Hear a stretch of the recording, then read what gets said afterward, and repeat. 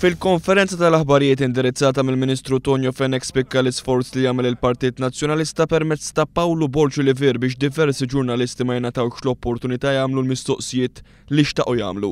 Fost il-ġurnalisti li ma tħallewx jagħmlu l-mistoqsijiet tagħhom kien hemm dawk minn media indipendenti kif ukoll One News.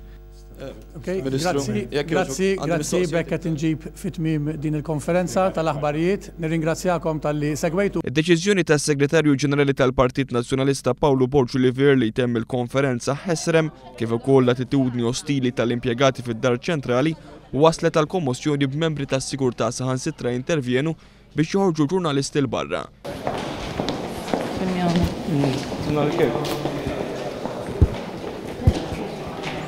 Din is-sitwazzjoni waslet biex il-ġurnalisti kellhom jistennew lill-Ministru barra quddiem il-bib prinċipali tad-Dar Ċentrali fejn kien hemm ix-xufier tiegħu bil-karozza jistennih biex ikunu jistgħu jagħmlu l-mistoqsijiet tagħhom. Iżda bilan li jaħrab il-ġurnalisti Fenech ħareġ minn bib ieħor kif jixdu dawn il-filmati. Wara deru wkoll membri tas-segretarjat tiegħu jirritornaw lejn il-bib prinċipali tad-Dar Ċentrali fejn kellhom il-karozza pparkjata. F'din is-sitwazzjoni kollha spikka l-atteġġament ostili mhux biss tal-impjegati fid-Dar Ċentrali, iżda wkoll l-atteġġament ta' partitarji nazzjonalisti li kienu fid-Dar Ċentrali.